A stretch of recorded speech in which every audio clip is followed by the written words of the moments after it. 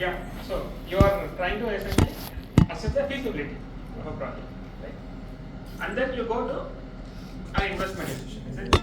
This is the general step that we took, right?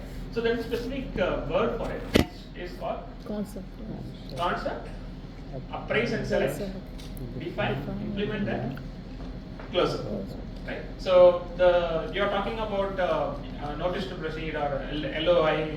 This is you are talking about the implementation part, isn't it?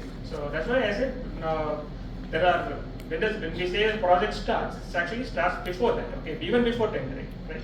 So the project client or the owner is actually involved in all these particular phases. Yeah? Whereas the consultants are involved in every different phase, because for every different phase the consultants are different. Or you could be have one specific project management consultant, right? So who will actually essentially be there from the start of the project to the end. And there is a contractor. This is where the contractor actually comes into the picture, which we talk about the implementation phase in the closeout phase, right? When we talk about concept phase, right? What happens in the concept phase? So when we are looking at it from a client perspective, the client is actually looking for opportunities for investment, isn't it? So a consultant will take it up as a project, and he will do what will the contractor do? He will be involved in the business development activity. Okay, so these are about looking at the investment opportunities, isn't it? If it is a person like Wipro, he is looking to expand his office space.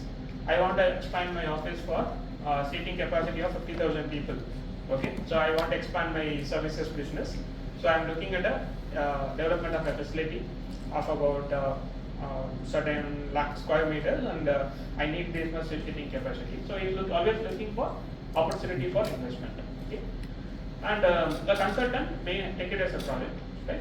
And the contractor at this stage will not be involved in the project, but generally he will be involved in the business development activities, right? So the next phase, where appraise and select phase. What happens in this one? Analyzing different options for project opportunity, isn't it? So he's always looking at different options which are there, and consultant may take it as a project to select the right project. So what are the two different outcomes of this particular phase? What comes out of this phase? Two reports that come. Two reports that come out of this phase. What are those two reports? Project report and No. At this stage, we are not estimating. Okay, maybe that overall project cost, not project cost. Yes, that comes in the form of a report. What report is that? project feasibility report. Feasibility report. Okay, so feasibility report is one thing. There is another report which also comes, which is called the detailed project report. Detailed project report. Right. So, what is the difference between feasibility report and detailed project report?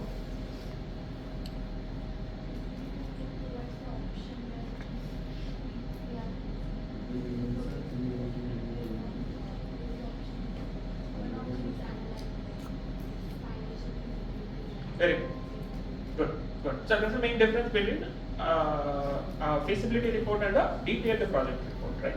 So when we talk about feasibility report, we analyze different options for investment. Okay. So maybe government of Maharashtra is coming up with a project. It could be a monorail project, or it could be a metro rail project. These are different options for investment. Or JICA is looking at investment opportunities in a city in India. What are the different options that are there? That is called feasibility report. Whereas a detailed project report gives us a detailed financial analysis for investment decisions. If a particular financial agency is interested to make an investment decision, what is the detailed project report? What are the financial parameters that will be there if I invest in a project, or in a particular project? I have decided that I will go for a metro rail project. Now, if I make the investment of about 30,000 crores in this metro rail project, what is the outcome that I will get? Okay, what is the rate of return, or what is the return that I will get? That is what will be focused in a detailed project report. Okay, DPR. Right. So DPR actually is talks about the extensive outline of a project. Okay, it's a final blueprint of the project. Okay, it actually talks about corporate investment into a project idea that gives good returns. Essentially, the investment agencies are always looking for returns, is it? So if I invest in a project, what is the return that I am going to get? Isn't it?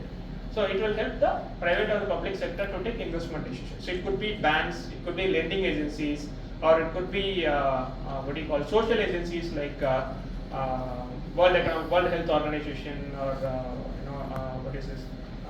World Bank. So they are investment agencies, right? They come and invest. What is the return that they will get? So it is important that you turn your project into a reality, or to do that DPR is important. Okay. So there are a lot of DPR consultants. Okay, a lot of consultants who take up the job of doing the DPR. Right. So it is intended for financial and banking institutions, as I said. Okay. Right. So a DPR essentially may cover on all these details. Okay. Right. So what is the capacity of the plant, or if you are doing a process plant, what is its capacity? What are the technical know-hows? Who are all the management teams? How the land acquisition will be done? Okay, are you going to do that in different phases? What is the plan for land acquisition?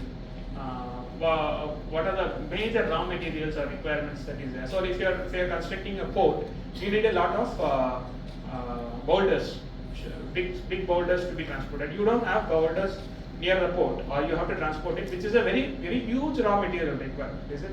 They will not talk about quantities, each and every quantities. Okay, but in jetty, how much should be there? They will not talk about it. But these are the heavy raw material requirements that is there, and you need a lot of natural resources for it. From where will you bring it?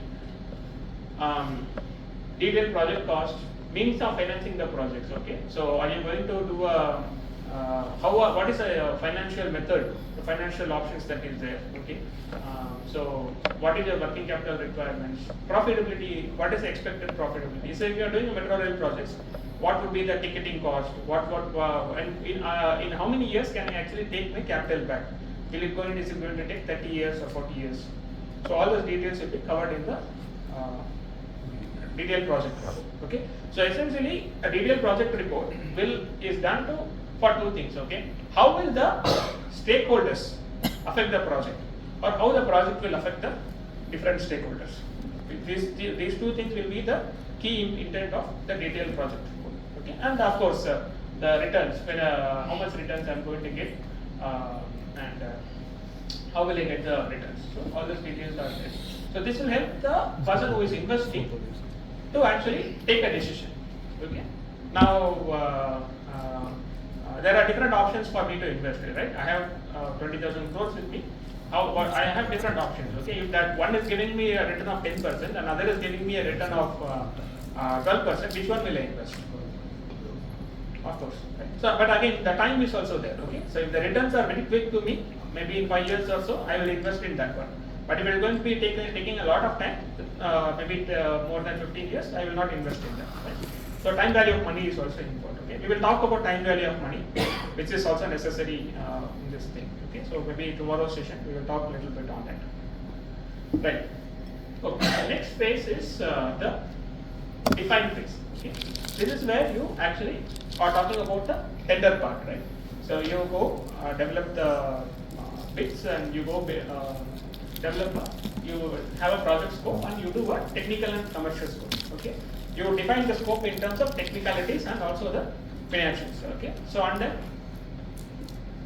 these are all the things that happens. Okay, so your scope is actually finalized here, and you prepare the tender document for selected projects. Okay, so we go for the tender, and the contractor is awarded to the L1 contractor, or depends on the conditions of the tender. Right. Next is your implementation phase. Then actually, this is where your LOI and all these things comes into picture. Okay. You again